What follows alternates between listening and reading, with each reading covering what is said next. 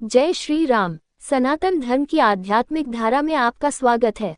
आज हम एक ऐसी प्रेरक कथा का अध्ययन करेंगे जो न केवल मानवीय जीवन की गहराइयों को छूती है बल्कि भगवान श्री राम के आदर्शों और आध्यात्मिकता से भी जुड़ती है।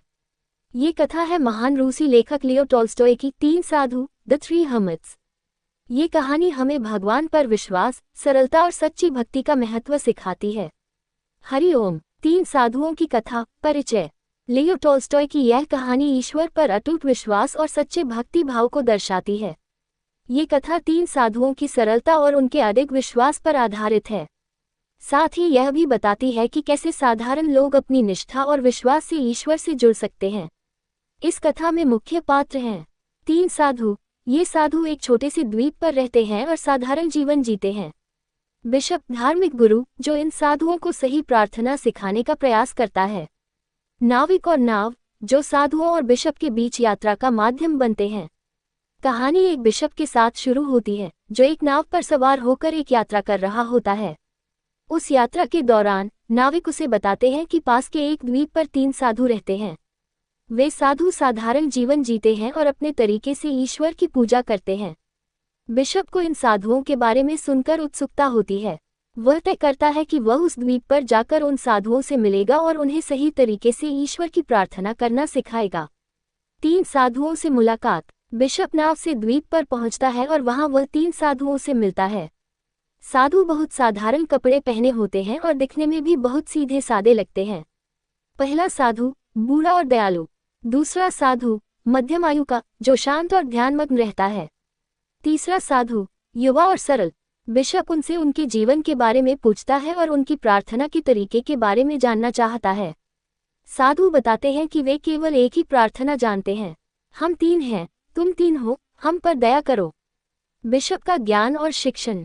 साधुओं की प्रार्थना सुनकर बिशप हंसता है और कहता है कि यह प्रार्थना गलत है। वह उन्हें ईश्वर की सही प्रार्थना सिखाने का निर्णय लेता है। वह साधुओं को प्रभु की प्रार्थना, द लॉर्ड्स प्रेयर, सिखाने लगता है। साधु बड़ी मेहनत और लगन से बिशप की सिखाई हुई प्रार्थना को याद करते हैं। कई घंटों के अभ्यास के बाद साधु प्रार्थना को याद कर लेते हैं।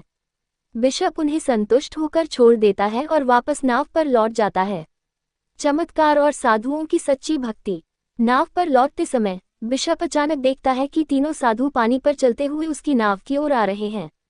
ये दृश्य देखकर बिशप आश्चर्यचकित हो जाता है। साधु बिशप से विनम्रता से कहते हैं कि वे प्रभु की प्रार्थना भूल गए हैं और उसे फिर से सिखाने के लिए आए हैं। ये देखकर बिशप समझता है कि इन साधुओं की सच्ची भक्ति और विश्वास ही उनकी सबसे बड़ी ताकत है। वह उनसे कहता है, तुम्हारी प्रार्थना वैसे ही सही है जैसे तुम हो, ईश्वर तुमसे प्रसन्न है। चरित्रों का विश्लेषण। 1. 3 साधु। साधु ईश्वर की भक्ति में लीन और सरलता से जीवन जीते हैं। उनकी प्रार्थना साधारण लेकिन सच्चे विश्वास से भरी होती है। वे दिखाते हैं कि भक्ति के लिए ज्ञान या जटिल विधियों की आवश्यकता नहीं है, केवल निष्ठा और विश्वास चाहिए। 2. बिशप। बिशप धर्म और प्रार्थना के नियमों का पालन करता है, लेकिन साधुओं की भक्ति देखकर उसकी सोच बदल जाती है। वह समझता है कि सच्ची भक्ति नियमों से नहीं बल्कि दिल से होती है।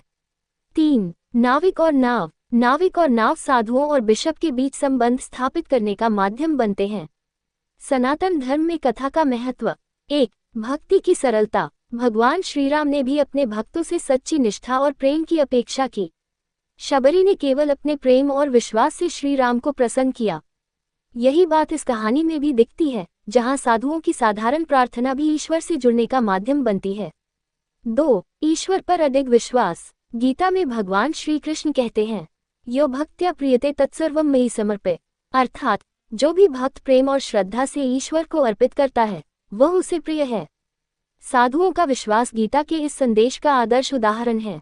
3. आडंबर रहित भक्ति। सनातन धर्म में यह मान्यता है कि ईश्वर को बाहरी दिखावे की आवश्यकता नहीं है। तुलसीदास जी ने भी रामचरितमानस में कहा है, भवानी शंकरो वंदे श्रद्धा विश्वास रूपिणो। श्रद्धा और विश्वास ही सच्ची भक्ति के प्रतीक हैं।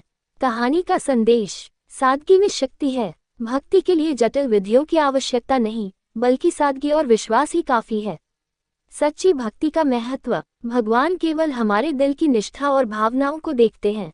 ज्ञान का सही उपयोग। ज्ञान का उपयोग केवल दूसरों की मदद करने के लिए होना चाहिए, न कि दिखावा करने के लिए। ईश्वर सबके लिए समान। ईश्वर न तो किसी विशेष भाषा, प्रार्थना या रीति रिवाज से बंधे हैं, वे केवल प्रेम और विश्वास के भूखे हैं। निष्कर्ष 3 साधु की यह कथा हमें सिखाती है कि सच्ची भक्ति, विश्वास और सरलता के साथ हम ईश्वर से जुड़ सकते हैं। भगवान राम के जीवन में भी यह संदेश झलकता है कि निष्ठा और सादगी जीवन की सबसे बड़ी संपत्ति है। संदेश: जय श्री राम। जीवन में सरलता, सच्चाई और ईश्वर पर विश्वास बनाए रखें। यही सच्ची भक्ति और विजय का मार्ग है।